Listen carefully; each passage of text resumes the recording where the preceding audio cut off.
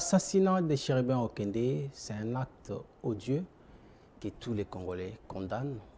Tous les Congolais de tous bords, je dis bien, condamnent cet acte, mais jusqu'ici, la vérité n'est pas encore connue.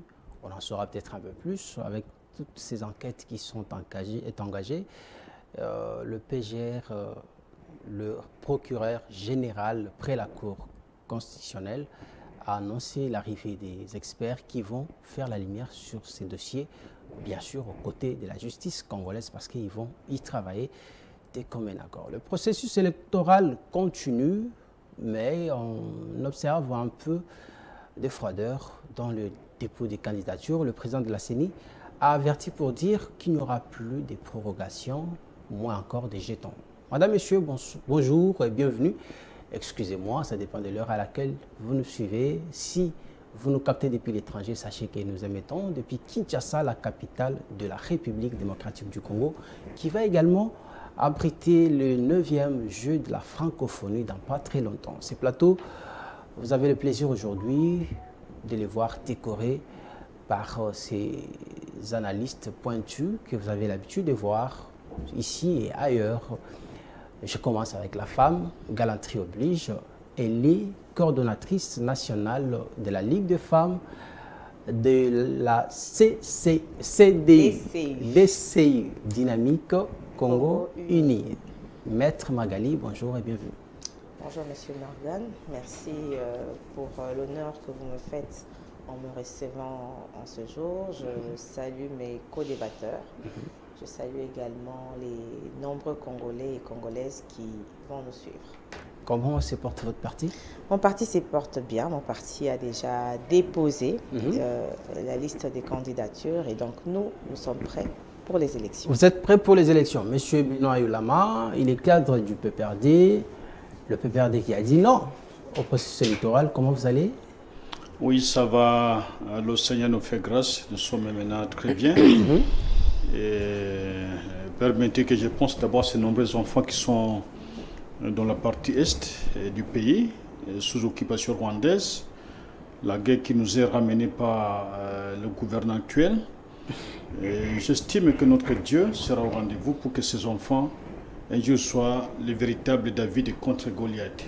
Et que nous renversions la situation et que le Rwanda aille apprendre comment faire la paix avec les autres. Le Rwanda, on va d'ailleurs en parler dans cette émission. En aide à ces enfants. Merci. À ses côtés, il y a M. Dieudonné Mouchagaloucha. Lui, il est de la société civile. Bonjour et bienvenue sur le plateau du duel. Merci. Bonjour Morgan et salutations à tous les nombreux téléspectateurs qui nous suivent en ce moment. Également, je suis très ravi d'être en face des co-débatteurs de grande envergure que je connais très bien. Je suis convaincu que le débat sera de haut niveau et on parlera à la République. Et surtout républicain. Oui, on parlera à la République, on parlera à la nation, on parlera des valeurs comme nous sommes gardiens de valeurs citoyennes, de valeurs démocratiques. J'espère que le débat sera intéressant et aussi pédagogique, et à la fois pour la population, mais aussi pour les dirigeants et pour toutes les institutions de la République. Très bien. Alors, je préfère que vous gardiez la parole, parce que vous avez, comme tous les Congolais, appris l'assassinat de Chérubin Okende. Et vous, la société civile, vous avez vraiment pris cette situation en main. Vous êtes en train de suivre le dossier. Qu'est-ce qu'on peut dire à ces stades? Est-ce qu'il y a des signaux qui montrent que la vérité n'est pas connue ou ça continue à... Je crois que vous l'avez bien dit dans l'introduction de cette émission, que tout le monde, tous les Congolais de toutes les tendances, de toutes les couches, de tous bords condamnent cet assassinat. Et donc, je ne peux pas m'écarter de cette option, je ne peux pas m'écarter de cette réalité, de ces chagrins. Mais avant toute chose, laissez-moi présenter les condoléances à la famille biologique de Chérubin Okende, que je connaissais bien depuis 20 ans à peu près, depuis les dialogues intercongolais. Donc un homme humble, un homme simple, un homme qui est pétri de valeurs citoyennes, un homme bien éduqué, s'il faut dire même ainsi. C'est vraiment dommage que cela puisse arriver. Hier, nous étions à la cathédrale pour la messe de Requiem qui a été dite ou célébrée par le cardinal Ambongo. Il a placé des mots justes que je ne peux pas me permettre de résumer un discours d'un grand homme comme celui-là. Ouais, voilà, mais personnellement, on a tous lu les extraits de son discours. Oui, personnellement, j'ai tiré 3 leçons en attendant que nous, notre structure, on va se prononcer, on attend pour voir 10 jours après qu'est-ce qui va être fait. On donnera la position du panel des experts de la société civile. Mais 3 éléments principaux, on condamne cela et cette culture de violence, cette culture d'assassinat, cette culture de tuerie, cette culture de l'intolérance, des injures qui commencent à surgir dans l'opinion. Ça, c'est pas quinois, c'est pas congolais. Ça, oui. Le peuple congolais, c'est un peuple hospitalier, mais d'où vient cette culture que les gens commencent à ne plus se tolérer mutuellement les assassinats, les enlèvements, les kidnappings. Ça nous n'avons pas vécu ça. Nous, quand on était en train de grandir, on pouvait se promener jusqu'à 23h, on pouvait partir n'importe où, n'importe quand, n'importe comment, et on savait qu'on va rentrer. Mais aujourd'hui, personne, je ne peux dire que c'est là, au regard de cet assassinat odieux, ces crimes crapuleux qui est arrivé à Chéribé, aucun Congolais aujourd'hui n'est plus sûr de sortir et de rentrer vivant à la maison. Donc, c'est une angoisse, c'est un climat de terreur que nous sommes en train de vivre en RDC précisément, pour le moment, surtout à Kinshasa. Et donc, ça, nous avons condamné, nous espérons que les enquêtes vont aboutir. Mais nous pensons également que la position du panel, nous la donnerons. Je me réserve de toute la suite. Alors, je viens vous mettre Magali. Vous avez suivi, comme tous les Congolais, l'assassinat de Chéribé Okende. En tout cas, dans l'opinion, c'est le pouvoir qui est en train de restreindre la liberté des opposants. Le pouvoir est en train de vouloir museler l'opposition. Voilà pourquoi on tue, pour semer la peur et réduire le reste des opposants au silence. Avant de réagir à votre question, j'aimerais réagir à quelque chose que je viens d'entendre, que M. Yolama venait d'épingler. Il dit que la guerre que nous vivons à l'Est nous a été amenée par ce régime. Ah, je l'ai aussi entendu. J'ai comme l'impression que M. Yolama, peut-être, je ne sais pas s'il a oublié la genèse de cette guerre, qui a été ramené par leur pouvoir, parce que la manière dont nous avons découvert Kabila, c'est parce que Kabila était venu à travers la guerre qui avait opposé à l'époque le président Mobutu au président Mouzé Kabila. Donc c'est eux qui sont parmi les géniteurs de cette guerre. Ils ne doivent pas l'oublier et les Congolais ne l'oublient pas. Par rapport à votre question, j'aimerais d'abord commencer par m'incliner. Nous avons perdu quelqu'un, une grande personnalité, un homme de valeur. Je ne le connaissais pas personnellement, mais tous les commentaires qui fusent de ça et là, de la part de personnes qui le connaissaient, sont unanimes pour dire que c'est une personne de paix, une personne de grande valeur, et c'est une grande très perte. Intelligent. C'est une grande perte de perdre une personne de cette envergure, et par ces mots, j'aimerais encore réitérer mes condoléances les plus attristées à sa famille biologique, à sa famille politique, ainsi que à tout le peuple congolais. Mais moi, je ne pense pas, et je pense que toute personne réfléchie ne peut en aucun cas s'imaginer que ce régime peut commettre un crime odieux, un crime pour museler l'opposition, pour créer un climat de terreur. C'est ce que les gens disent, en fait. Non, ça, surtout ce sont des gens... L'opposition vous accuse. Oui. Et il y en a qui citent nommément le président de la République comme commanditaire, comme donneur d'ordre pour qu'on abatte les opposants. Ce sont des accusations gratuites parce que nous connaissons le jeu de l'opposition. L'opposition est experte en fausses accusations, en procès d'intention. Je pense que le président qui est en train d'organiser le pays, je dirais, via le président, via la CENI, qui est en train d'organiser les élections, n'a pas besoin de ce genre de drame, de ce genre de situation. Non. Et puis, quand bien même on voudrait museler l'opposition, mais on ne assassinerait pas une personne comme Chéribé Okende, qui n'était pas parmi les plus virulents. Non. Mais écoutez, nous connaissons les opposants. Chéribé ne représente pas une menace. Non, il n'a jamais représenté une quelconque menace pour ce pouvoir. Parmi les virulents, il n'a jamais fait partie de ceux qui étaient hostile, vraiment de manière visible à ce pouvoir. Non, nous connaissons les caciques qui sont virulents, des personnes qui viennent condamner, insulter ce pouvoir, et ils n'en faisaient pas partie. Et donc, ce pouvoir n'a aucun intérêt à pouvoir commencer à créer la terreur. Ce pouvoir n'a aucun intérêt à pouvoir avoir un bilan avec le sang sur les mains, alors que ce gouvernement, depuis qu'il a été mis en place, a tout fait pour sécuriser les Congolais et pour instaurer une démocratie, et une véritable démocratie, non pas celle que nous avons connue sous le régime de M. Yolama. Très bien. Monsieur Yolama, d'ailleurs, Maître Magali vient de finir avec votre nom dans la bouche. Le PPRD est celui qui nous a amené tout ce qu'on vit aujourd'hui, c'est-à-dire la guerre de l'Est, qui est venue avec Mosé Laurent Désiré Kabila, et puis son fils, qui après beaucoup de tractations a pu signer certains accords qui nous ont mis dans cet imbroglio que nous vivons et que le pays n'arrive pas à s'en débarrasser. Mais d'abord parlons de la mort de M. Cherubin Okende. Vous, le PPRD, comment est-ce que vous avez accueilli cette nouvelle, et pour vous, est-ce que c'est la même chose que les autres? On est en train de vouloir museler l'opposition, ou vous pensez qu'il y a une vérité qui doit être connue?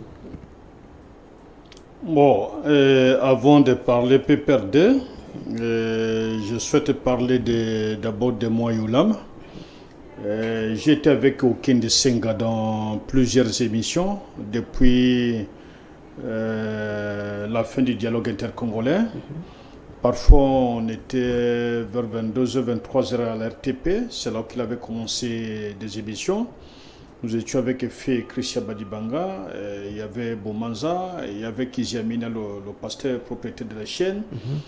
Et lorsqu'il avait quitté la société civile, puisque c'était dans ce cadre de l'OCC, il a intégré la politique.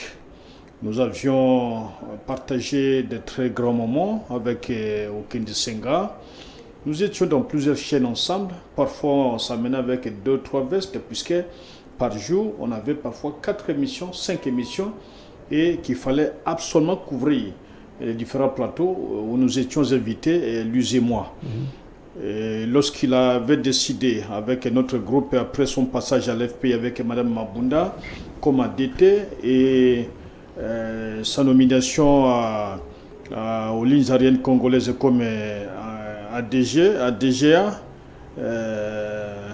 il n'a pas été content. Il a souhaité traverser avec le groupe qui estimait que le président Kabila ne pouvait pas se représenter, bien que cela n'avait pas existé sur le plan pratique. Et il est parti et avec son parti. Et ensuite, il avait rejoint le camp de ceux qui étaient partis à Genève.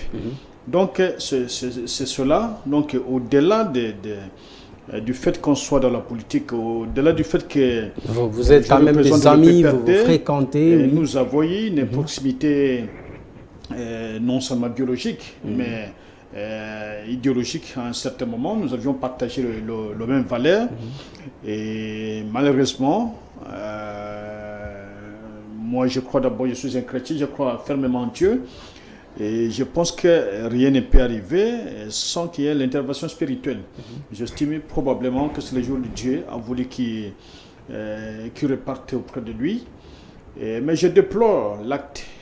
Autant j'ai déploré la situation qui prévaut dans la partie est du pays, autant je le fais aussi pour Cherubin Okende. Alors la crainte que j'ai, c'est au niveau de l'orientation des enquêtes.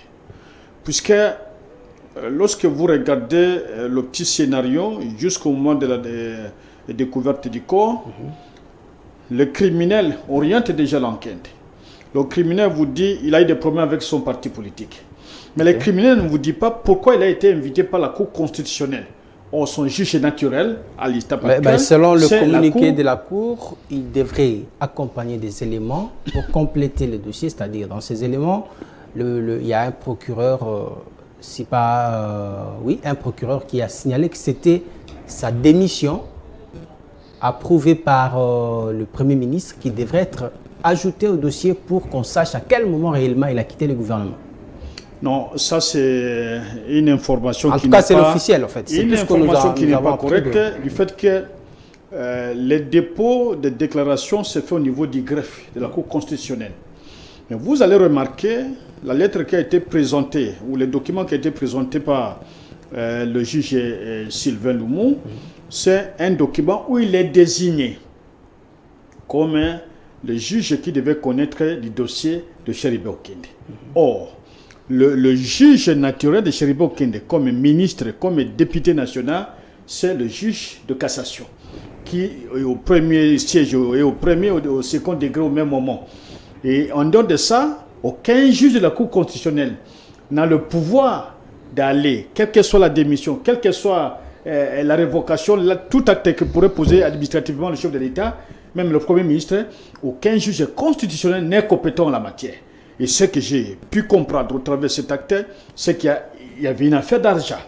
Il y avait une affaire d'argent, puisque... Donc ça, c'est selon vous, il y avait une affaire d'argent dans cette histoire. Il doit y avoir une affaire d'argent, puisque lorsque l'un de vos de robots communicateurs de l'UDPS vous dit qu'il y a eu des échanges entre Okende et les juges Loumou, et qui devaient se retrouver dans un bureau privé. Lorsqu'on se retrouve dans un bureau privé, ce n'est pas pour les affaires de l'État. Ah, ça, vous l'avez appris de qui? Il a confirmé, il a dit. Moi, ça vous le connaissez. Alors, gardez la parole, s'il vous plaît. On nous apprend, selon les dires du garde du corps qu'on a entendu sur un élément sonore, que Chéribé Okende aurait été enlevé. Et selon les publications de son secrétaire général, de son parti plutôt, et les autres journalistes qui avaient appris cette affaire avant, nous autres, il semble que Chéribé Okende a été enlevé à la Cour constitutionnelle. Mais la question qu'on se pose, c'est de savoir comment est-ce que dans un centre-ville, qu'on enlève quelqu'un à 16 heures, alors que lorsqu'on a arrêté Salomon sur les tarmacs, on a vu des vidéos, on a vu des photos. Mais comment est-ce que vous liez ça et on ne comprend pas très bien en fait. Bon, ça s'est passé comment? C'est là que j'ai dit qu'on voudrait orienter l'enquête sur une mauvaise piste. J'ai eu les cours de technique d'enquête avant d'avoir les cours de criminologie, où on donne les notions générales en droit pour tout celui qui est passé par cette école. Lorsqu'il y a une enquête, je donne d'abord les deux autres cas que nous avons connus. Le cas de Yagné. Le progrès Piedmont avait souhaité mener une autre enquête que celui qui avait été mené officiellement par l'État congolais, par le parquet. Et jusqu'à aujourd'hui, on ne nous a jamais dit comment Yagné est décédé. On a mené aussi les enquêtes sur Delphé Kaimbi. On a même arrêté son épouse comme suspect numéro 1 ou principal, comme on dit aujourd'hui avec le garde du corps. Ouais. Et en fait de compte, plus rien, aucun éclaircissement, aucune lumière n'a été faite jusqu'à aujourd'hui. Et la manière que le PG, près la Cour de cassation, est en train de présenter des faits, je vois qu'il est en train de quitter même l'essentiel de l'enquête. Mais il y a des experts étrangers qui viennent. Les experts ne feront pas grand-chose, étant donné, la lumière ne sera pas les experts faite. ne feront pas grand-chose.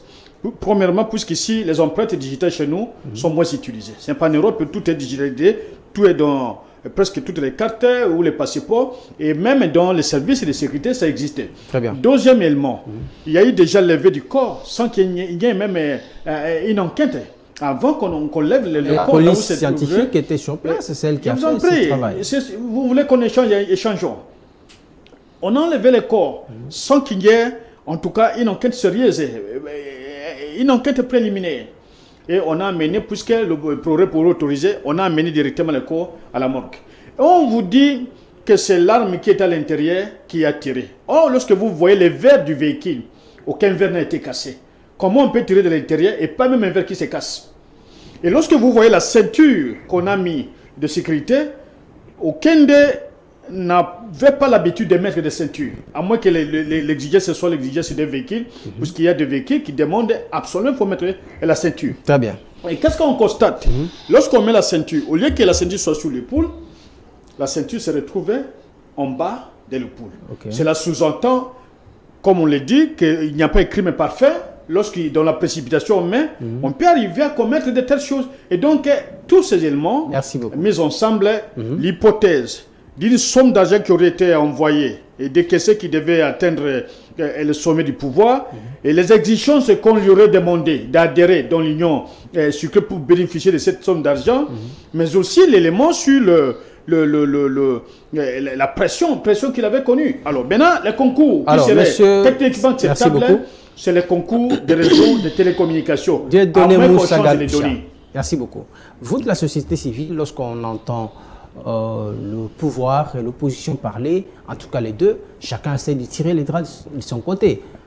Pour M. Oyulama ici, à vos côtés, c'est le pouvoir. Quand il essaye d'expliquer les faits selon ses analyses, tout porte à croire que c'est le pouvoir qui a organisé et assassiné Chérubin Okende.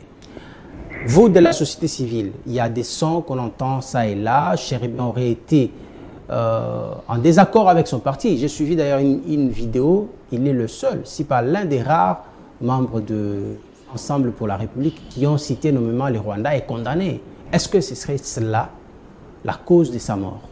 Bon, je venais de le dire tantôt, je reste constant par rapport à la position de notre structure, parce que je ne veux pas me prononcer comme individu. Ces contextes-là, je ne veux pas les commenter pour le moment.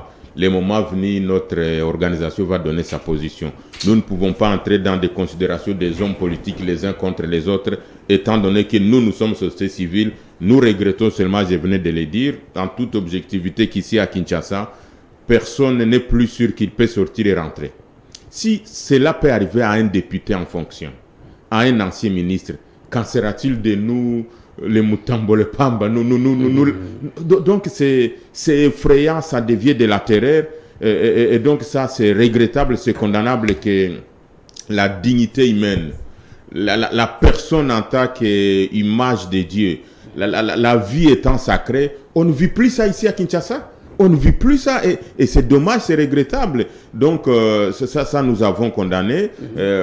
Comme acteurs de la société civile, nous attendons les résultats des enquêtes et nous allons nous prononcer par rapport à ça. Mais les constats réels par rapport au contexte actuel, c'est que Chérubin Okende étant un député en fonction, un homme constant qui a démissionné du gouvernement pour rejoindre son cas, pour dire je ne peux pas trahir ma cause. Et ça, nous apprécions comme acteurs de la société civile pour éviter la transhumance, pour éviter ceci, cela. Est-ce que cela peut être à la base de cela? Difficile de le dire pour le moment. Mais on constate que c'est quelqu'un qui vient d'un parti politique qu'on appelle Ensemble. Pour le moment, quand on regarde ce qui se passe dans l'opinion, tout ce qui se passe autour de ces partis, il y a un des partis Ensemble, Salomon Idi Kalonda, on venait de le dire, qui a été arrêté presque dans les mêmes circonstances, qui croupit aujourd'hui en Dolo, et que quand vous regardez, vous prenez les cas de Salomon, vous prenez les cas de Chérubin Okende, nous comme acteurs de la société civile, nous observons les faits.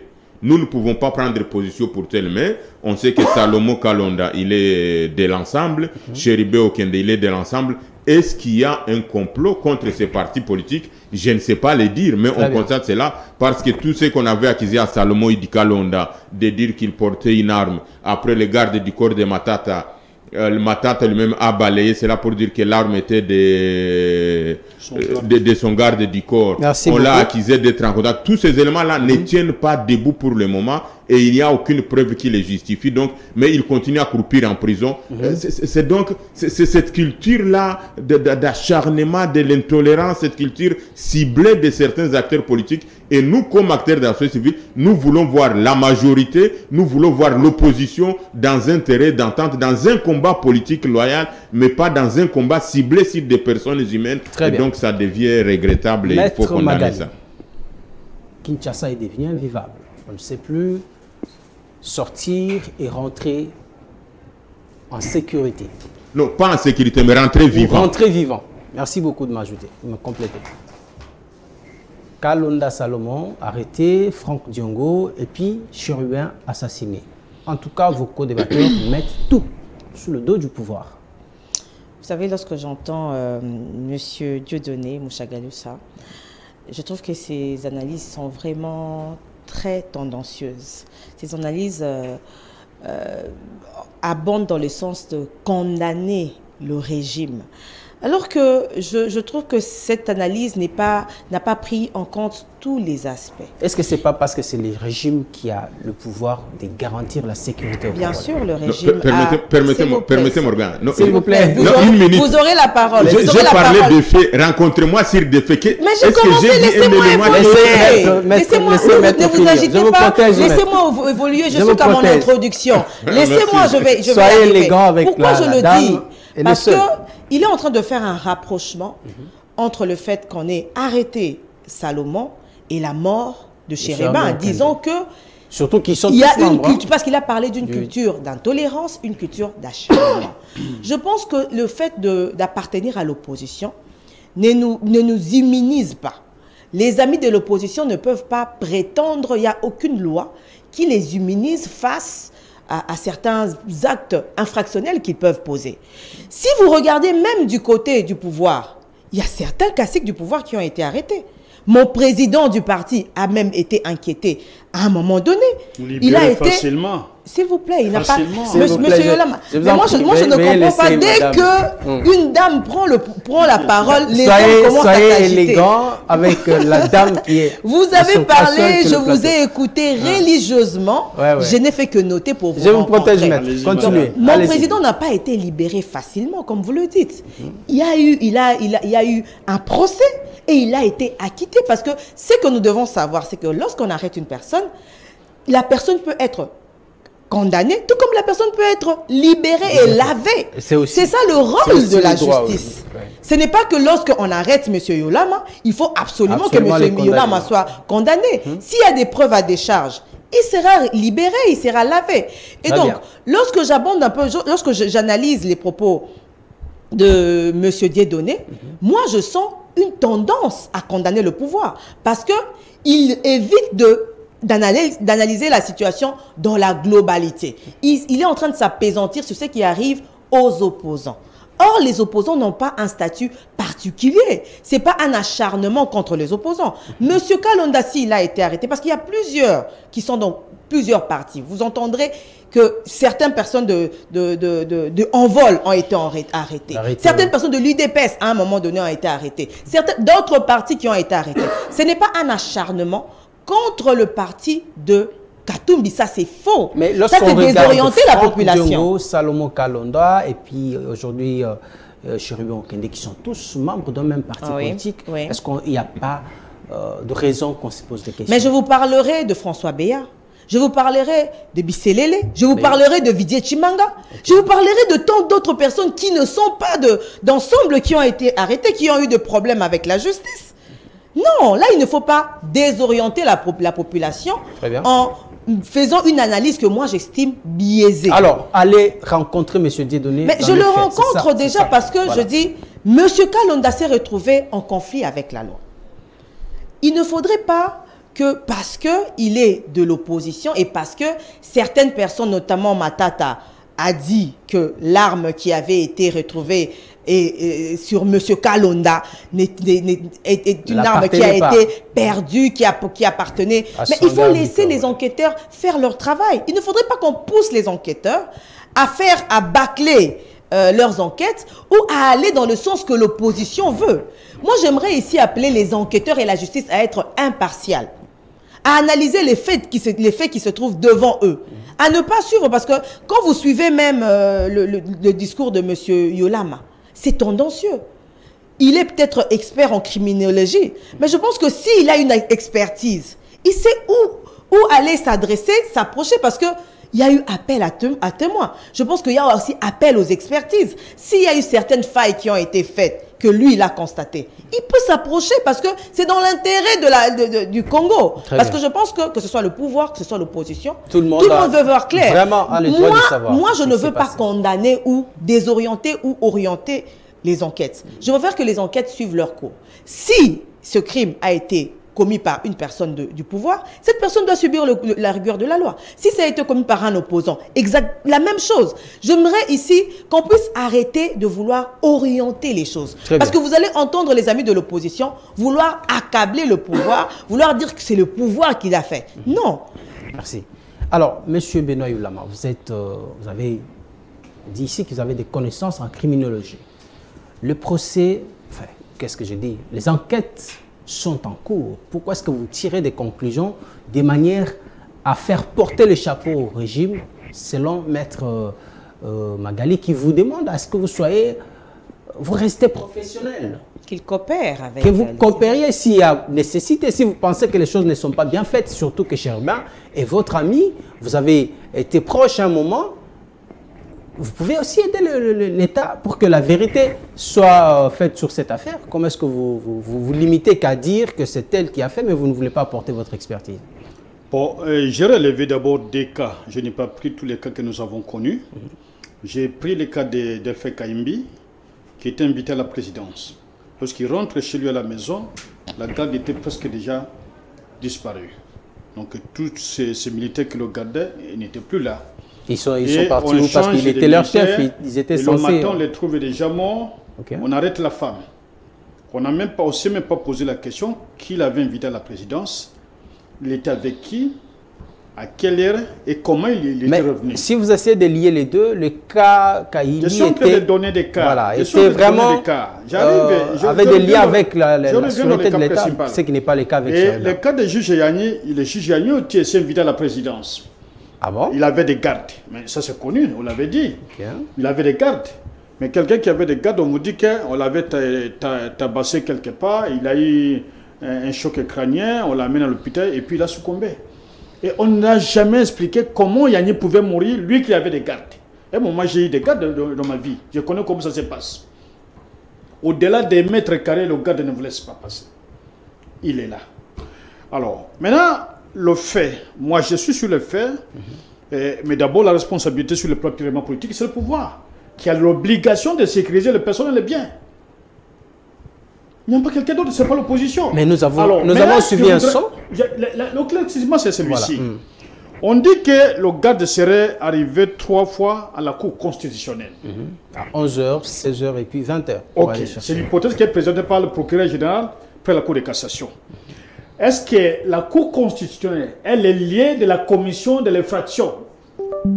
Si le PG estimait que le Chéribo qui n'était pas arrivé, c'est que la Cour constitutionnelle n'est pas liée de la commission de l'infraction, de l'assassinat. Mais ça, c'est la question. Alors, le principe c'est que le criminel revient toujours là où il a commis le forfait. Ah, donc c'est le garde qui est le criminel? Non, moi, je suis sur le principe. Okay. Donc, si ils estiment que Chéribé n'était pas arrivé à la Cour constitutionnelle, et qu'on constate que le garde des corps de Chéribé a fait 3 déplacements à la Cour constitutionnelle, même la nuit, même le matin. C'est que cela sous-entend que le lieu du crime doit être la Cour constitutionnelle.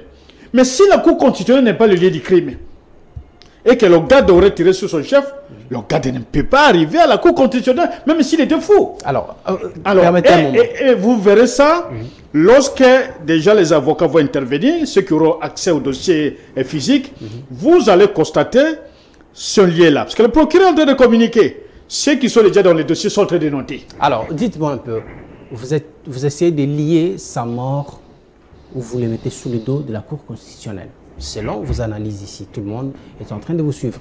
Mais il y a un son qui dit, encore qu'ici on ne sait pas encore est-ce que c'est vraiment la fille de Cherubin ou pas, mais au moins dans les sons et dans les analyses suivies ça et là, Cherubin était en désaccord avec son parti.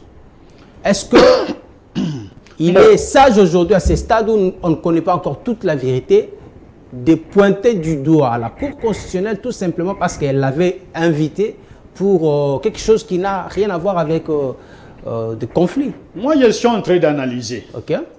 Puisque je prends l'intervention de M. le PG, Firmin qui a parlé, il y a 2 fois maintenant, il a déjà fait des communications, et il dit, il est clair, que le garde des corps de Chéribé est arrivé à 3 reprises à la Cour constitutionnelle. Ça, c'est selon lui-même le garde aussi. Pas principe. Le lieu où il y a eu la commission de l'infraction, c'est le lieu que les gardes devaient arriver. Si la Cour constitutionnelle a été le lieu où il y a eu la commission de l'infraction du crime, c'est que c'est le lieu que le garde des corps est arrivé. Et le procureur va très loin. Il dit que c'est l'arme qu'on a trouvée à l'intérieur qui a servi à battre Chéribé. Et lorsque vous constatez le véhicule, même de loin, même à partir d'un téléphone, le véhicule n'a pas une seule trace de quelque part où la balle était sortie, là où on a tiré, tout spécialiste, pas même spécialiste, tout celui qui a manipulé l'armée, c'est que cette balle, on l'a foncée de l'extérieur. Que si ça sont de l'intérieur qu'on avait tiré, ça allait emporter une grande partie des verres. Le verre ne pèse pas. Ça, c'est un élément très capital. Nous analysons ici, nous disons le pouvoir, puisque c'est le pouvoir qui a l'obligation de sécuriser les gens. Ah, donc regardez notre fait. Un autre fait. Son parti annonce que Chéribert a enlevé, ni l'Assemblée nationale qui fait un communiqué, ni le gouvernement qui intervient, ni la police qui mène des enquêtes. Et les enquêtes sont déclenchées que lorsqu'on retrouve aucun communiqué. Aucun communiqué.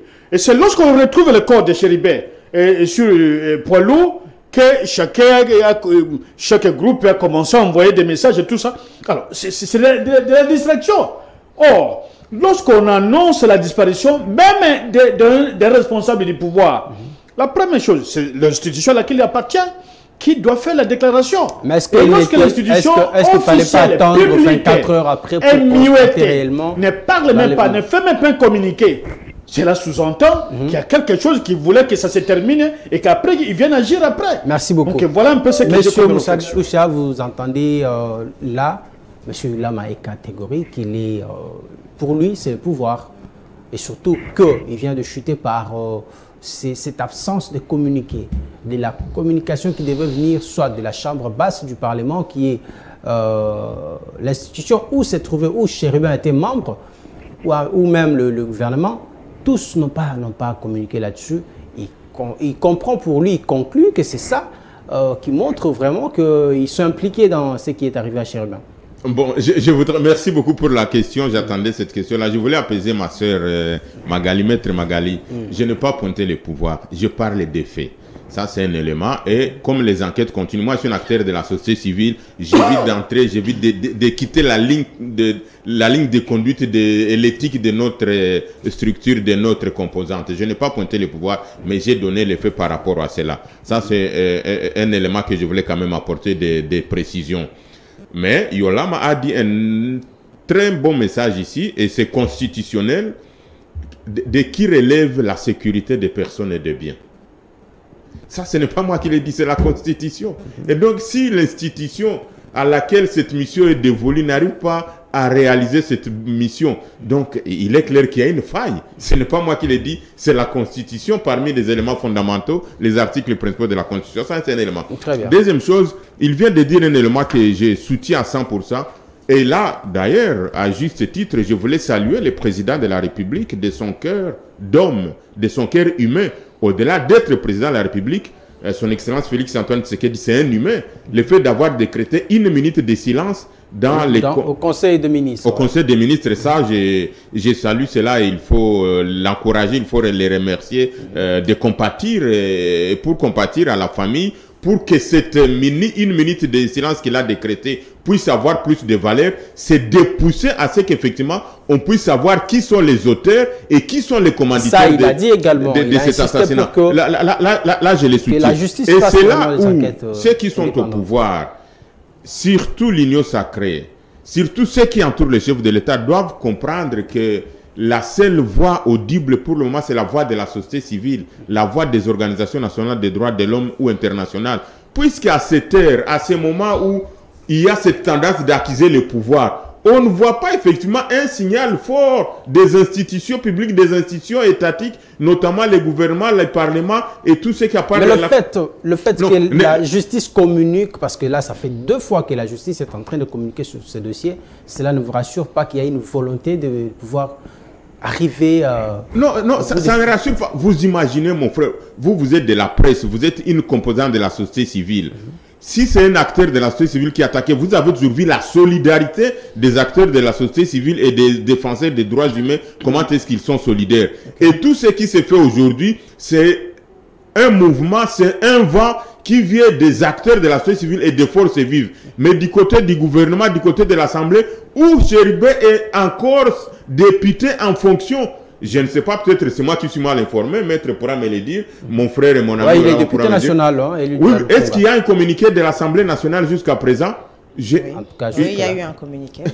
Signé par le président Bosso. Oui. Bon, Oui. mais on ne sent pas donc, c'est comme si on a abandonné. Et pourtant, comme je venais de le dire, ici à Kinshasa, personne n'est plus rassuré de sortir et de revenir vivant. Donc c'est quelque chose qui peut les arriver aussi si on ne change pas, si le pouvoir n'arrive pas à prendre un mécanisme de dispositions utiles et réglementaires pour garantir la sécurité des personnes et de leurs biens. Très bien.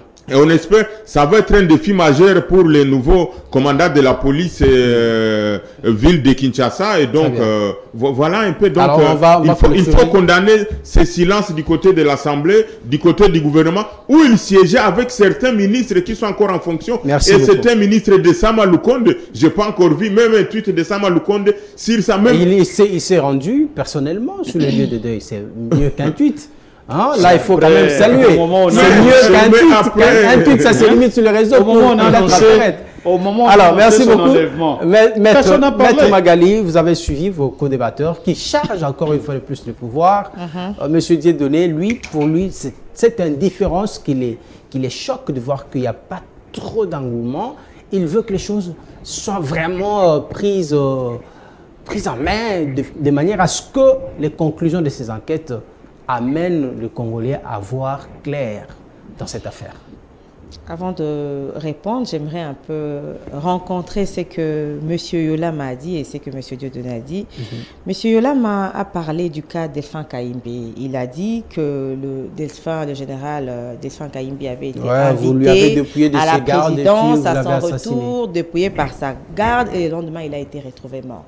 Mais il y a une question qu'on se pose en criminologie. À qui profite le crime? Le crime, ouais. Est-ce que le général Delphin Kayimbe était un danger pour ce régime alors qu'il a eu à travailler avec un autre régime? Et donc, je pense qu'il détenait certaines informations que ce régime ne voulait pas que ces informations puissent se trouver entre les mains de ce régime. Vous avez analysé, laissez-moi aussi analyser, c'est mon droit le plus surtout qu'il était responsable de renseignement. Je ne vois pas en quoi ce crime profite actuellement à ce régime. Il a encore parlé du juge Gianni. Il a parlé qu'il aurait eu un choc crânien. Il a dit qu'il avait des gardes du corps et même lui-même, il a eu à avoir de gardes du corps. C'est difficile d'approcher une personne qui est gardée par les gardes du corps. Mais ces gardes du corps n'accompagnent pas les personnes gardées partout. Il ne va pas me dire, lui, qui a eu de garde du corps, partout là où il entrait avec les gardes du corps. Les gardes du corps peuvent rester à l'extérieur. Et quand on parle d'un choc crânien, la personne peut tomber, à la suite mais lui affirme qu'il a été d'abord invité à la présidence. Non, il parle du juge Gianni. Gianni, oui. Il a aussi été invité à la présidence. Dites-moi, réfléchissons. On tuerait le juge Gianni, pourquoi? Parce que le fait qu'on ait tué le juge Gianni n'a pas arrêté le déroulement du procès. Le procès 100 jours. Ouais. Et je pense une personne telle que Vital Kamerhe, parce que les voix s'est tournées plutôt pour condamner, pour voir comme si c'était lui qui était responsable. Voilà. Une personne aussi intelligente que le VPM Vital Kamerhe sait que lorsqu'on tue un juge, cela n'arrête pas, n'éteint pas le procès ou la procédure qui est en cours. Pourquoi les amis de l'opposition indexent toujours le pouvoir? Parce que, vous savez, ce qui s'est passé sous le régime de Kabila, c'est que ce régime s'est retrouvé imbibé dans le sang de plusieurs personnes, de plusieurs Congolais qui sont décédés, notamment Chebea, notamment Rossi Mukendi, toutes ces personnes-là qui sont décédées. Ils pensent que vous commencez aussi à en faire autant. D'ailleurs, voilà, on lit le décès, l'assassinat de Chérubin, aux circonstances de la mort également de Chebea. Non, c'est deux choses différentes. On essaie de faire la similarité. Moi, j'aimerais pas qu'on mette la charrue devant le bœuf. Parce qu'il faudrait laisser aux enquêteurs mener leurs enquêtes et nous élucider les circonstances qui entourent la mort de Okende. Mais c'est que les amis de l'opposition, plus particulièrement les amis du PPRD, ils veulent nous accabler. Autant eux, ils ont été accablés, salis par leur gestion et par toutes les morts qu'ils ont eues entre les mains. Ils veulent que le régime aussi puisse suivre la même chose. Et donc, il a encore parlé du communiqué, qu'il n'y aurait eu aucun communiqué lorsque on a annoncé la disparition de oui, il fallait que mais monsieur quand même la communication. Mais écoutez, monsieur Yolama, il y a quand même un délai. Et il y a aussi des circonstances qui doivent pousser aussi, que ce soit la justice, à croire que cette disparition est réellement une disparition. Il ne s'est pas passé plusieurs jours. Si c'était passé plusieurs jours, plus de 24 heures, sans qu'il y ait des informations, ça aurait été alarmant. Parce que les amis de l'opposition sont connus pour lancer des propos alarmistes. À chaque fois qu'un opposant est arrêté, directement vous allez voir qu'il a été enlevé, tel a été enlevé. C'est toujours ça. Mais quelques temps après, on sait savoir que ce sont des services qui ont arrêté ou qui ont interpellé cette personne. Et donc, c'est eux-mêmes qui ont créé ce climat. On se dit que les opposants sont spécialistes en alarme. Ils passent leur temps à lancer des alarmes pour s'attirer la sympathie de la population et pour couler le pouvoir. Très bien. Et donc, Monsieur Mouchagaloucha a dit qu'on ne voit pas un signal fort du gouvernement et du Parlement. Ouais, et je l'ai même rencontré. Mais écoutez, le gouvernement s'implique. Écoutez, le gouvernement va s'impliquer comment? Parce que ce n'est pas le gouvernement qui mène les enquêtes. On est dans un système de séparation de pouvoir. Vous auriez voulu que l'exécutif puisse aller prêter main forte, puisse commencer à faire des enquêtes, parce que la seule chose à faire pour le moment, c'est de pouvoir connaître qui est auteur de ce crime crapuleux. Qu'est-ce que le gouvernement peut faire? Qu'est-ce que le Parlement peut faire? Le gouvernement va donner les moyens conséquents, et c'est même ce qui a été fait en invitant des experts internationaux pour venir prêter main forte à la justice congolaise. C'est un signal fort. Je ne sais pas quel est l'autre signal fort que M. Mouchagaloucha voudrait. Et même le Parlement a fait un communiqué signé par la main du président Mbosso. Il y a même une délégation qui a été constituée par le Parlement pour aller au chevet de la famille et pleurer. Qu'est-ce que le Parlement et le gouvernement peuvent faire de plus? Dites-nous ce que vous pensez que le gouvernement peut faire et on verra si c'est opportun parce que pour le moment, tout ce que le gouvernement pourra faire peut entraver même ce que la justice est en train de faire. Voilà, il faut qu'elle soit vraiment Le gouvernement ne peut que donner les moyens conséquents à la justice pour que la justice puisse mener des enquêtes minutieuses. Très bien. À quelques mois des élections, il y a vraiment des divergences. Les opposants, pour la plupart, restent dans leur position. Fayoulou a dit niet, il n'ira pas aux élections dans ces conditions parce que le fichier n'est pas crédible, ne rassure pas, c'est déjà une fraude organisée. Et du côté du pouvoir, vous faites la sourde oreille, vous voulez à tout prix aller aux élections en décembre et pendant ce temps, dans l'Est aussi, ça crépite. Comment est-ce que vous voyez le 20 décembre dans ces conditions où l'opposition, elle se prépare à appliquer l'article 64 mais n'est pas participé aux élections dans ces conditions ici? D'abord, cette opposition est plurielle parce qu'ils n'ont pas le même discours. Il y a certains opposants, certains partis de l'opposition qui, eux, sont prêts pour les élections. Ben, le PPRD et les CID sont dans le camp de ceux qui disent non aux élections. Vous savez, on est en démocratie. Les partis, les personnes sont libres de concourir ou de ne pas concourir au processus électoral. Très bien. Certains ne veulent pas concourir parce qu'ils ne sont pas préparés. D'autres, c'est pour d'autres raisons obscures qui leur sont propres. Mais je pense qu'il y a un signal fort qui a été lancé par la CENI. Le président Kadima a appelé les opposants parce qu'on veut l'inclusivité. Il a appelé les opposants qui ont brandi leurs revendications.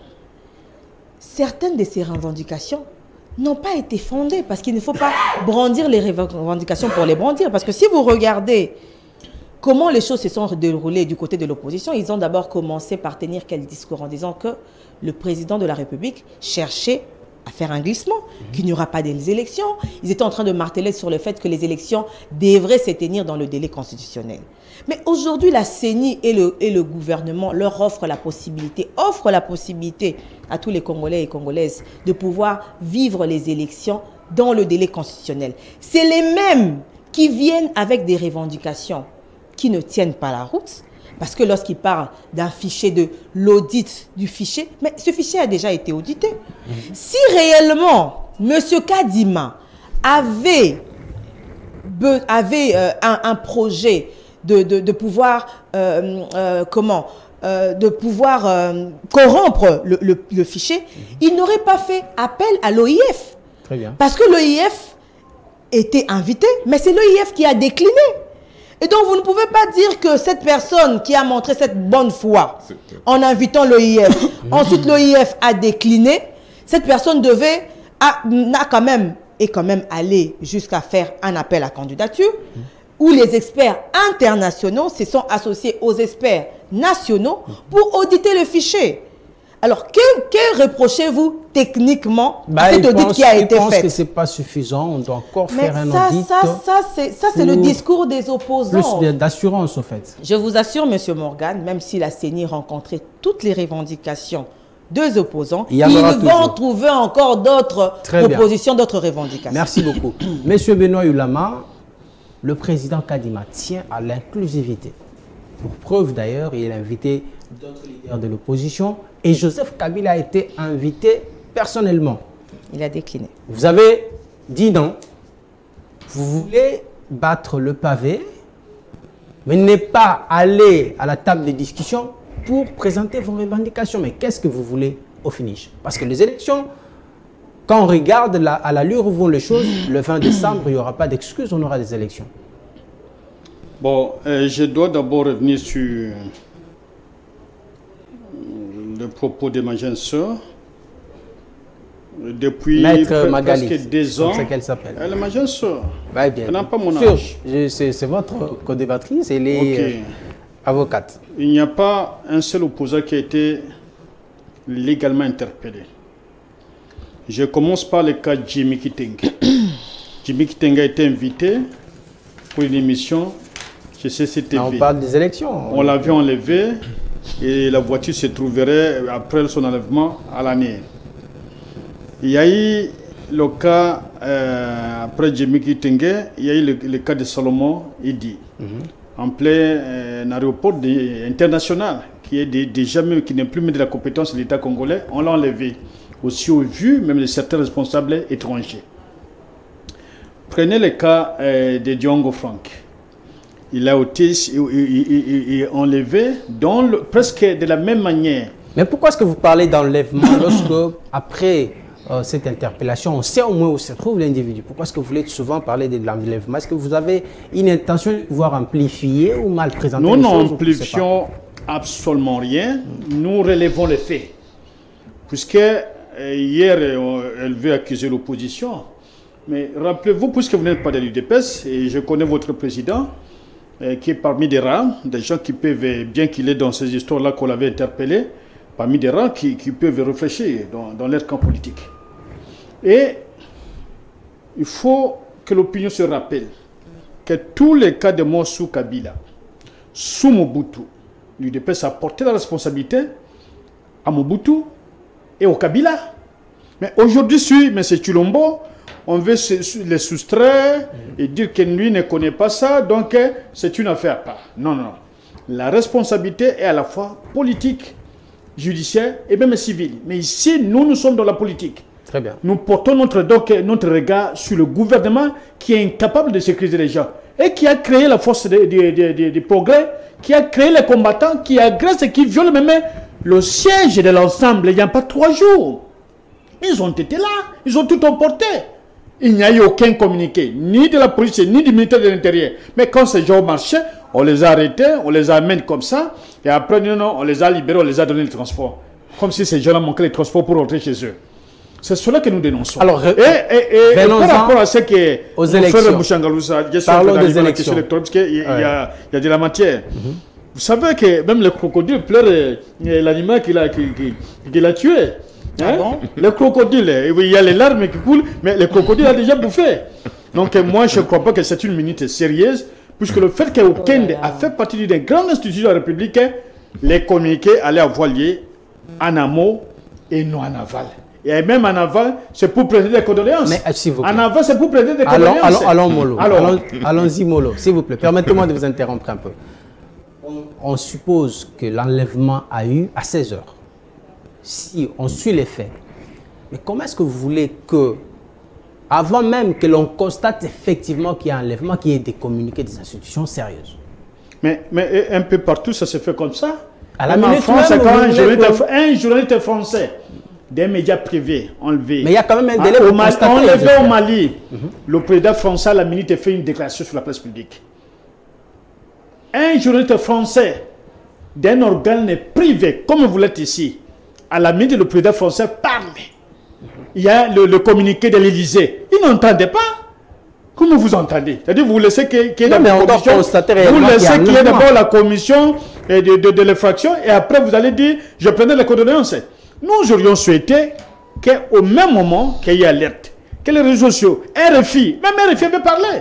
Okay. Mais l'État congolais sur le plan local, pas même un communiqué. Parlons d'élections. Sur les élections, voilà. Kabila a été invité. Vous avez dit au PPRD que Kabila ne peut pas être invité. Il n'est pas responsable du fonctionnement de l'Union sacrée.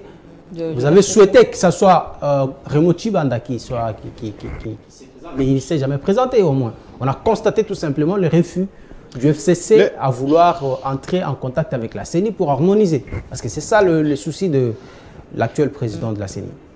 Le problème n'est même pas d'inviter, de se faire inviter ou de solliciter une audience. Nous estimons au niveau du PPRD que Kadima c'est un problème par rapport au processus électoral. Donc vous proposez qu'on enlève Kadima, c'est ça? Laissez-moi d'abord achiner ma réflexion. Kadima lui-même c'est un problème au processus électoral. Sur le plan purement juridique, Kadima ne peut pas inviter des responsables politiques pour dire venez, je discute avec vous. Okay. Troisième élément, Kadima fait partie de la famille biologique du président de la République. Ah, c'est une information ça. Alors, et pour tous ces petits éléments que nous avons donnés, une lettre dont la phraséologie, tout à fait, la syntaxe pose aussi problème, qu'il a adressée, tantôt c'est une invitation, tantôt c'est une demande d'audience sur le plan administratif, je ne sais pas qui est son secrétaire. Alors, et nous avons constaté qu'il n'avait pas qualité d'inviter des responsables politiques. Et nos amis qui sont tombés dans ce jeu-là, vous avez vu comment on les a humiliés? Nous savions que ça allait arriver de la sorte.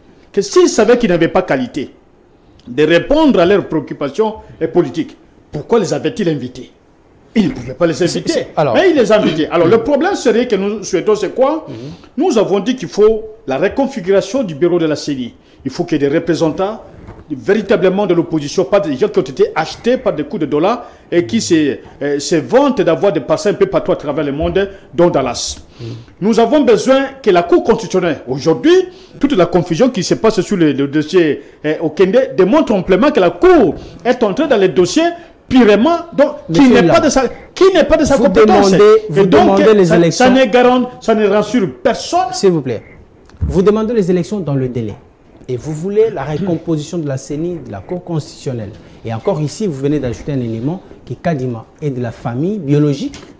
Est-ce qu'il est de la famille biologique parce qu'il est kassaïen? Parce que lui-même a demandé à ce qu'on le juge. Non, je n'entre pas dans les débats tribaux, mais j'ai dit qu'il est de la famille biologique de l'État. Okay. Lui-même a des photos qu'il a présentées à la télé. Comment est-ce que vous voulez que tout ceci soit respecté et qu'on ait des élections dans le délai? Mais vu le temps qui nous reste. Pour que l'opposition désigne ses membres, pour que cela se fasse, c'est pas une affaire de 10 jours. Il faut convoquer l'Assemblée. L'Assemblée doit intériner ces jours. L'Assemblée est en vacances. Les bureaux fonctionnent.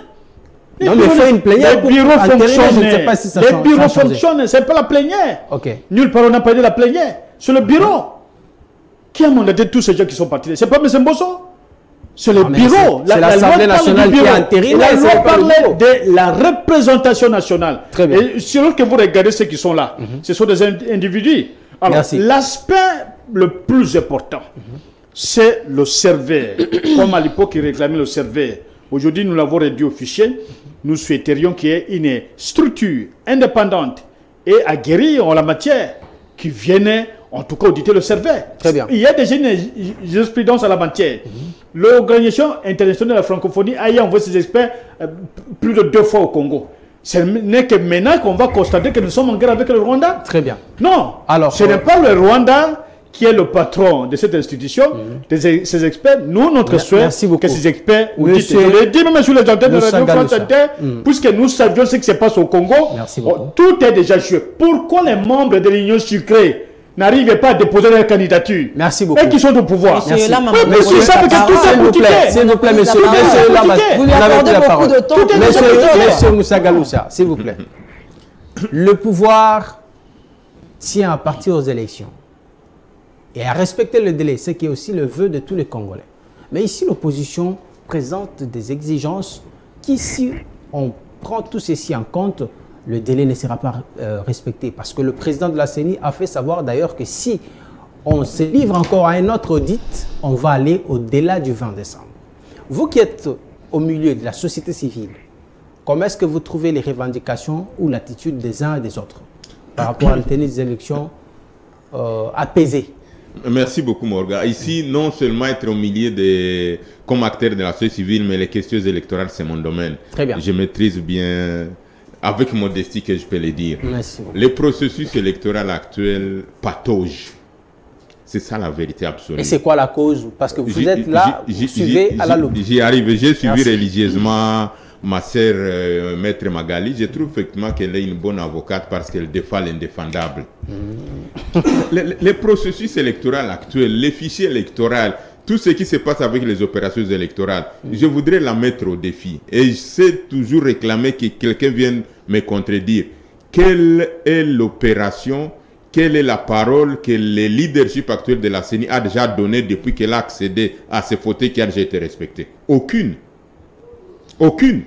On a parlé de la révision du fichier électoral pendant un délai fixe et compact, non compressible, comme on peut dire dans des termes électoraux.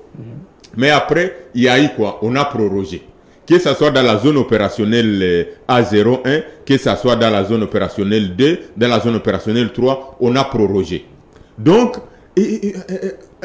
au niveau où on préside une institution, l'institution d'appui à la démocratie, où il faut l'éthique et l'intégrité, si la personne qui dirige l'institution n'arrive pas à donner l'exactitude, n'arrive pas à donner la précision, les questions électorales découlent des sciences exactes. C'est-à-dire, ce n'est pas les droits, ce n'est pas où on peut essayer de voir l'article, on l'interprète comme ça, puisque quand on va départager les gens, on va parler tel a eu 12 voix, tel a eu 10 voix. Vous n'allez pas dire 10 voix, virgule 9. Non, laisse-moi parler, donne-moi seulement 3 minutes. Quand on parle il y en a plus assez. D'attribution des sièges, on ne va pas dire à telle circonscription électorale, on a donné 3,1 sièges ou 3. On ne va pas dire nous avons 14,6 électeurs. C'est une question d'exactitude et qui découle aussi des 3 éléments d'une théologie des principes, des normes et des standards. Très bien. Dès lors que l'éthique du processus électoral, l'intégrité entamée, ça enfonce de plus en plus la méfiance entre les compétiteurs de toutes les tendances, entre les électeurs vis-à-vis de l'organisation et à la gestion électorale. Je crois que ceux qui nous suivent risquent de ne pas comprendre. Dites-nous exactement ce que vous constatez qui fait que les uns et les autres ne se sentent pas en confiance pour aller aux élections. Je viens de le parler. L'éthique et l'intégrité du processus sont entamées. Lorsque s'il vous plaît. Non, laisse-moi y arriver. Évidemment, c'est beaucoup de choses qu'il faut dire à la fois, mais je vais tenter de me résumer un peu. Nous étions les seuls, les tout premiers, notre structure, les panels des experts de la société civile, à la publication de la feuille de route au mois d'octobre de l'année passée pour dire que les élections n'auront pas lieu à la date du 20 décembre. Et je reste constant, je le confirme sur ce plateau, les élections n'auront pas lieu à la date du 20. Est-ce que c'est un souhait ou c'est un constat? C'est pas un souhait, mon frère.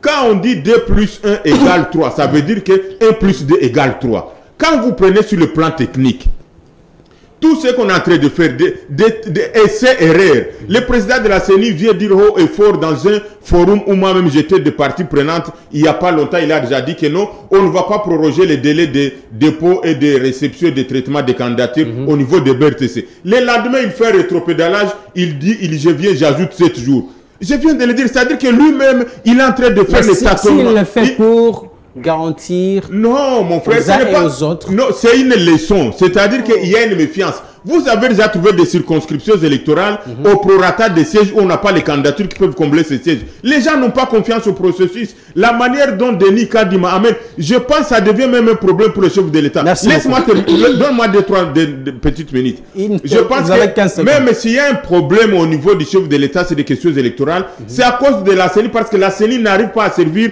de force tampon sur des questions électorales. Elle laisse que tout saute au niveau du président de la République. Deuxième chose, raison pour laquelle nous avons proposé des voies royales. La première des choses, absolument, il faut la requalification du processus électoral actuel. Et en même temps, il faut réfléchir sur la mise en place d'un mécanisme de certification des résultats. Seule voie pour garantir les bonnes élections et la sincérité des urnes. Magali, vous venez de suivre les deux co-débatteurs en face de vous. Toutes ces manœuvres autour de ceci, de l'organisation, de l'enrôlement et j'en passe d'autres, sont faites pour brouiller le processus, que rien ne soit exact, que personne ne soit en mesure d'aller aux élections et récolter les résultats qu'il a produits. Alors vous voulez aller parce que ça vous arrange ou vous pensez que le processus est crédible, vous y allez pour remporter? Je pense que vous allez me laisser le même temps de parole que mes co-débatteurs. Je vous en prie. Parce qu'il y a des choses que je dois rencontrer, il y a des choses assez graves que j'ai entendues sur ce plateau que je dois rencontrer. Je commence d'abord par rencontrer mon grand frère, Yolama. Il a dit qu'il n'y a pas d'opposants qui sont interpellés ou arrêtés légalement sous ce régime. Il a donné trois exemples. Il a donné le cas de Jimmy Kitenge, qui dit lui-même avoir été invité par les services. Il a dit qu'il a été invité par les services, mais ensuite il dit qu'il a été enlevé. Enlevé, oui. Vous voyez cette incohérence, cette contradiction de la part des personnes qui veulent à chaque fois déformer les faits et jeter le discrédit sur ce régime. Il a parlé du cas Salomon, qui a été enlevé. Enlevé devant les gens et conduit dans un endroit connu. C'est ce qu'il appelle enlèvement, parce qu'apparemment, l'enlèvement a changé de définition pour les opposants. Les services habilités, lorsqu'ils arrêtent, pour eux, ça devient de l'enlèvement. Il a parlé du cas Franck Diongo. Mais toutes ces personnes-là se sont retrouvées en conflit avec la loi. Monsieur Yolama, qui est ici devant moi, n'a jamais été arrêté. Et pourtant, qu'est-ce qu'il fait que les autres ne font pas? Pourquoi on aurait arrêté, enlevé les autres? Et lui, pourquoi jusqu'à ce jour, monsieur Yolama n'a jamais été enlevé? Vous voyez qu'il cherche toujours à défermer les faits. Il a parlé du fait que tous les morts qui ont été enregistrés sous les régimes Mobutu, sous les régimes Kabila, les gens ont dit que c'était des morts, ils ont condamné les régimes. Et vous devez aussi porter la responsabilité des morts. Je pense qu'il faut contextualiser les choses, parce que les amis de l'opposition sont spécialistes pour généraliser les faits. On parle de crimes qui ont été orchestrés par ce pouvoir. C'est-à-dire qu'il y a certains représentants de ces pouvoirs qui sont à la base de certains crimes. C'est ainsi qu'on fait porter le chapeau à ce régime, parce qu'il y a des faits qui ont été établis. Et donc, attendons voir comment les enquêtes vont se dérouler pour pouvoir savoir si, effectivement, ces régimes seraient à la base de ce crime. Il va jusqu'à insinuer que les 1 minute du chef de l'État sont comparables au crocodile qui verse ses larmes lorsqu'il a mangé sa proie. Vous voyez comment c'est grave. Il jette en pâture les sentiments du chef de l'État qui est un humain, un chrétien. Vous qui vous dites chrétien, vous êtes en train de jeter en pâture les sentiments d'un autre chrétien. Mais comment vous avez un baromètre, un instrument pour mesurer la vérité ou la sincérité des sentiments du chef de l'État? Je pense qu'il faut qu'on cesse de verser dans le populisme et condamner ce qui n'a même pas de place d'être condamné. Il parle du fait qu'il y a eu un journaliste français qui avait été enlevé au Mali et directement après, le président... communiqué. C'est ça que j'appelle généraliser les choses. On parle d'un journaliste qui a été enlevé au Mali. Et donc, ce sont les services français qui sont au Mali qui ont donné l'information vraie et véridique qu'il a été enlevé. Ce qui n'est pas le cas. Nos services n'avaient aucune information sur son enlèvement. Peut-être comme ça se fait souvent ici, vous allez voir une personne qui s'est soustrait même, une autorité, ou une personne gardée, qui s'est soustrait de la garde de ses gardes, parce qu'il veut aller quelque part sans l'accompagnement de ses gardes. Parce que, qu'est-ce que son chauffeur a dit? Il a estimé que comme on lui a donné l'argent de transport, que son chef était parti. C'est-à-dire que ce n'était pas la première fois que ça arrivait. Et on ne peut pas directement crier à l'enlèvement. Vous pouvez être ici, on essaie de vous joindre, on n'arrive pas à vous joindre. Une personne qui est peut-être chez vous à Katakoko, mais n'arrive pas à vous joindre. Comprendre que vous, il ne peut pas dire directement, on n'arrive pas à le joindre, il est enlevé. Il faut un délai. Il faut un délai. Sinon, le président va passer son temps à faire des communiqués qu'on a enlevé Mouchagaloucha, qu'on a enlevé Yolama, qu'on a enlevé Magali, juste parce qu'on n'arrive pas à mettre la main sur lui. Alors, il estime... Arrivons aux élections. Je suis en train d'arriver, j'arrive déjà. Il estime que Kadima pose problème. eux, ils estiment que Kadima pose problème. Ouais, mais il oublie que il est de la Kadima... famille du chef de l'État. Ça, c'est Mais ça, c'est des affirmations graves. Il doit nous prouver... biologique. Il doit nous prouver que Kadima est réellement membre de la famille du chef de l'État, parce que moi, c'est une information qui vient de me tomber. Je n'ai jamais su. Apparemment, lui, il a des accointances avec la famille du chef de l'État. C'est comme ça qu'il peut venir affirmer ici que Kadima serait de la famille du chef de l'État. Mais ils disent que eux, pour le peuple RD, Kadima pose problème. Mais Kadima est issu d'où? Il est issu de confessions religieuses. Kadima n'a pas besoin de leur bénédiction, puisque ses pères lui ont donné confiance, l'ont permis d'être là. Il dit que sur le plan juridique, Kadima n'avait pas à inviter les oppositions. Mais c'est sur quelle base légale? Parce qu'il dit qu'il n'a pas qualité pour répondre aux revendications politiques. Mais non. Il les a appelés pour répondre aux revendications techniques. Quand on parle de l'audit, qu'est-ce que l'audit a à voir avec la politique?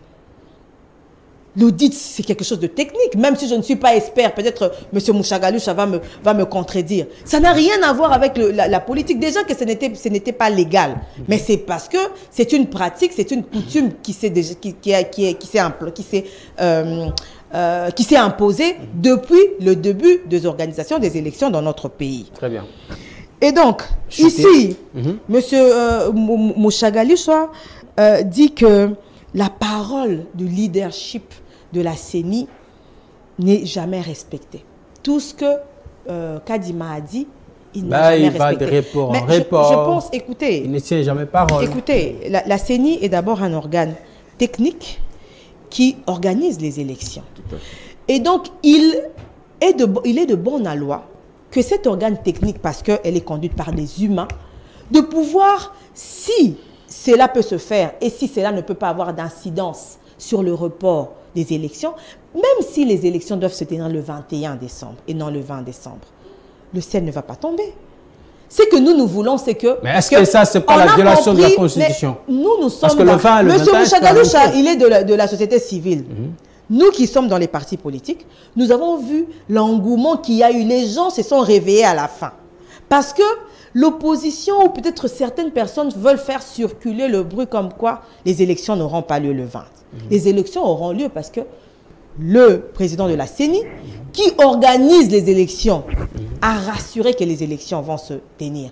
Et le gouvernement qui donne les moyens, il venait encore de décaisser 200 millions de dollars, toujours pour que la CENI puisse avoir les moyens d'organiser des élections, il nous rassure que les élections auront lieu. N'en déplaise à ceux qui ne veulent pas que les élections aient lieu, les élections auront bel et bien alors, lieu. vous avez chacun une minute pour conclure, monsieur Dieudonné Mouchagaloucha. Rencontrez madame et puis on va... Même 30 secondes. Voilà. J'ai dit que je salue beaucoup l'intelligence de madame Magali. Très bien. Elle défend l'indéfendable. Vous êtes courageuse. je préfère que la régie puisse enregistrer ce que je vais dire. Prenons rendez-vous sur ce plateau après le 20 décembre parce que les élections n'auront pas lieu le 20 décembre pour des petites raisons majeures. D'abord, le 20 décembre, Magali allait lire la loi électorale. Les élections doivent avoir lieu en RDC, soit un dimanche ou un jour férié. Mais prenez le calendrier, le 20 décembre tombe le mercredi. Comment est-ce que même une notion élémentaire... Je n'ai jamais compris ce qui est arrivé à mon frère Denis Kadima, que je connais très bien, avec qui nous sommes rencontrés dans des forums internationaux. Le 20 décembre, c'est illégal pour tenir les élections. Donc, il va faire le tripatouillage de la loi électorale, tout simplement parce qu'il a la bénédiction et le soutien du chef de l'État. C'est inimaginable. Le 20 décembre, c'est un mercredi. On va fermer les écoles, on va empêcher les gens d'aller au travail, on va faire ceci pour que les élections aient lieu le 20 décembre. Très bien. C'est impossible. Deuxième chose, techniquement, il devient possible. Le fait d'avoir prorogé 7 jours, en matière électorale, on n'enjambe pas. Les 7 jours qu'on a prorogés vont pousser le reste des opérations électorales qui restent, notamment les contentieux. Est-ce que ce n'est pas dans la même logique qu'il a essayé de faire toutes ces manœuvres-là parce qu'il tient aussi à ce que ça tombe un jour férié ou un dimanche? Oui, mais déjà, il a menti. Quand il a fixé le 20 décembre, il ne savait pas. Donc ça, c'est des petites choses de l'éthique et l'intégrité. Autre chose, pour le fichier électoral, en une seconde, pour la première fois, Madame Maître Magali, dans ce pays, il y aura les contentieux des électeurs. C'est-à-dire un électeur qui vient aller élire, mais son nom n'est pas visible sur la carte d'électeur, mais aussi celui qui a la carte d'électeur ne se retrouvera pas sur les listes électorales qui sont un élément diminutif du fichier électoral. Donc, la manière dont on a fait la consolidation des données dans les fichiers électoraux par monitoring, au lieu de le faire instantanément, il y a des électeurs qui ne se retrouveront pas sur les fichiers électoraux. Donc, il faut la requalification du processus électoral et la certification des résultats. Merci beaucoup, M. Benoît. Votre mot de la fin. Oui, pour les deux sujets, d'abord le premier. En une minute, si vous pouvez le résumer. Pour le premier, nous déplorons, comme nous l'avions dit, l'assassinat de M. Kindesenga Chéribin. C'est un frère, mais aussi un humain, un citoyen congolais responsable. Voilà. Dont la mort n'a presque, en tout cas, lorsque j'ai vu tout ce qui était hier au niveau de la cathédrale, si c'est sincère, c'est qu'au moins toutes les couches sociales ou sociopolitiques ont été affectées par la disparition de notre frère Chéribin. Deuxième chose sur le processus électoral, c'est un processus totalement opaque, qui ne rassure personne, ce qui fait que même les membres de la famille politique du chef de l'État ne veulent pas déposer, jeter leur argent, puisqu'ils savent qu'ils ne vont pas récupérer l'argent. Certains ont eu des promesses d'argent qu'ils n'auront pas, peut-être jusqu'à la fin du temps. Merci. Et un élément, pour revenir dans ce que Magali est en train de dire, enlever du dictionnaire. Ici, je ne prendrai pas les Larousse, je ne prendrai pas les Robert, mais si vous prenez le dictionnaire en ligne, on va vous dire qu'enlever, c'est lever avec violence et rapidité. Mais est-ce que les méthodes de service sont... les cas que j'ai cités ici, les méthodes respectent... Il n'y a eu aucune interpellation. L'interpellation aurait été l'œuvre d'un service, par exemple la police. Mais vous êtes avocate. Vous êtes avocate et il ne faut pas oublier. On a tabassé les avocats ici. Je n'ai même pas entendu de condamnation. Merci beaucoup. Les avocats tabassés ici. Là, on va... Les forces du progrès ont tabassé. Ici, c'est M. Pius Babilou. Merci beaucoup. Je n'ai même pas entendu de condamnation. C'est la profession qui a été affectée. Maître... Et le régime nous habitue à tout cela. S'il vous plaît, vous avez... Notre problème est nous, notre souci. Vous avez épuisé votre minute. Un processus électoral transparent. Merci. Et qui nous permettent... Et surtout, nous avons une bombe atomique. S'il vous plaît. Nous avons 62. Vous monopolisez nous avons l'article 64. Très bien, on a compris. 63. Article 64. Monsieur Magali. Monsieur Lama aime bien monopoliser la parole. Monsieur Lama vous dit il faut respecter le temps de parole des autres. Ils ont 52, ils vont activer l'article 64 pour que finalement le peuple se prenne en charge et que les fossoyeurs nous attendons qu'ils le fassent parce que vous savez l'article 64 de la Constitution pose deux conditions. La première condition, c'est qu'on fait échec à tout individu qui a pris le pouvoir par la force, ce qui n'est pas le cas de ce pouvoir, qui a été élu par un processus démocratique que eux ont organisé. La deuxième conditionnalité, c'est que ce régime puisse l'exercer en violation de la Constitution. La Constitution, ce qui n'est pas le cas. Donc nous les attendons. Essayez d'activer, parce que ce n'est pas la première fois qu'ils nous chantent cette chanson, d'activer l'article 64. Nous les attendons parce qu'eux, ils s'imaginent que la population est derrière le PPRD, qui a martyrisé cette population. Ça, c'est rêvé. Et donc, en guise de conclusion, j'aimerais ici inviter la population congolaise de se préparer pour les élections. N'en déplaise à certaines personnes qui prient nuit et jour pour que les élections ne se tiennent pas parce que ces personnes ne sont pas prêtes, notamment le PPRD. Ça va se tenir en violation de la Constitution. Mais écoutez, s'il faut... Comment M. Moussa Galoucha. Non mais écoutez... Ce sera un jour ouvrable. Il n'y a rien d'anticonstitutionnel si on arrive à décaler cette date et à respecter. S'il vous plaît, M. Moussa Galoucha, ce sont des hommes... Et tout ce que les hommes font est perfectible. Donc, les hommes peuvent faire un projet et ces mêmes hommes peuvent aussi modifier, améliorer ce projet en tenant compte des dispositions constitutionnelles. Merci beaucoup. Maître Magali Dossi, je rappelle que vous êtes coordonnatrice nationale de la Ligue des femmes de la dynamique Congo Unie. C'est moi qui vous remercie. Merci d'être passé, M. Benoît Yolama. Merci, M. Moussa Galoucha. Merci à vous. Merci aussi à la chaîne. Je trouve un bon plateau quand même. Très bien. Avec la fraîcheur. Félicitations, management de ces médias. Merci beaucoup. À vous tous qui nous avez suivis, vous avez compris que la nation est ce qui nous unit. Au-delà de leurs divergences politiques, ça reste des personnes qui sont amis, qui sont pères et mères des familles. Moi, je vous fixe rendez-vous demain pour un autre débat avec d'autres invités sur ces plateaux. Restez sur notre programme. Au revoir.